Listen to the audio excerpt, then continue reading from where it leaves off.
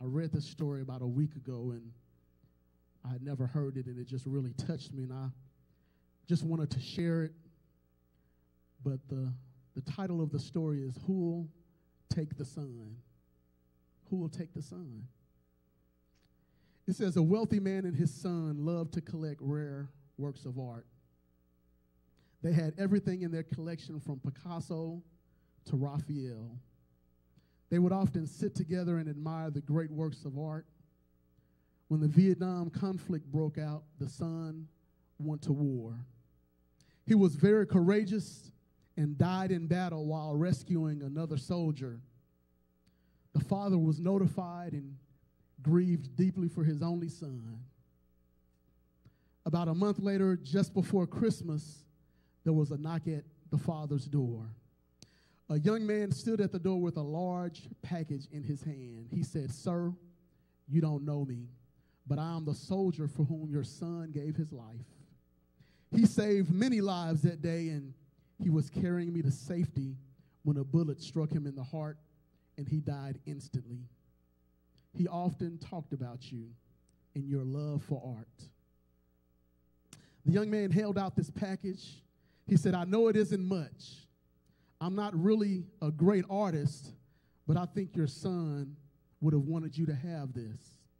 The father opened the package, and it was a portrait of his son painted by the young man. He stared in awe at the way the soldier had captured the personality of his son in the painting. The father was so drawn to the eyes that his own eyes welled up with tears. He thanked the young man and offered to pay for his picture. The young man said, "Oh no, sir, I could never repay what your son has done for me." He said, "It's a gift."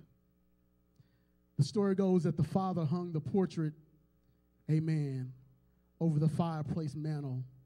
And every time visitors came to his house to look at the masterpieces, he would always stop at the fireplace first and show them the picture of his son before they were able to go and look at any of the other paintings.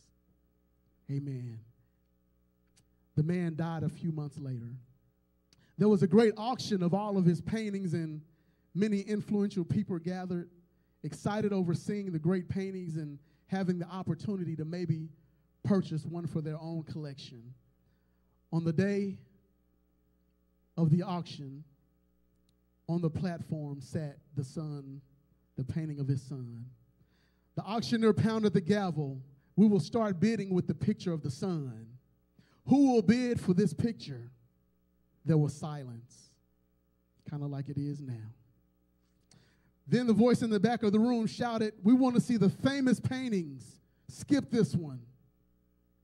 We didn't come to see a picture of the sun. We came for the Van Goghs and the Rembrandts. Get on with the real bids." But still the auctioneer continued, the son, who will take the son?" Finally, a voice came from the very back of the room. It was a longtime gardener of the man and his son. He says, "I'll give $10 for the painting.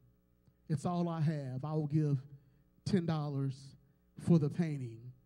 The auctioneer said, "Won't somebody bid $20? The crowd was becoming very angry.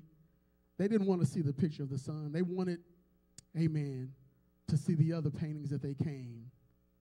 The auctioneer pounded the gavel, going once, going twice, sold for $10.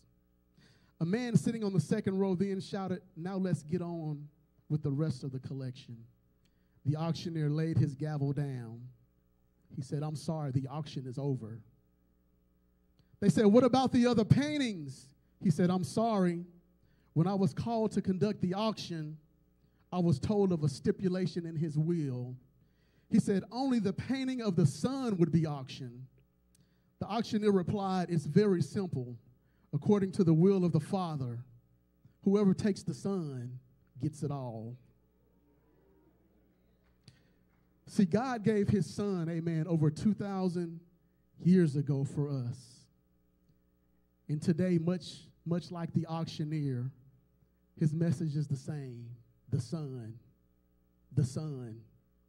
Who will take the son?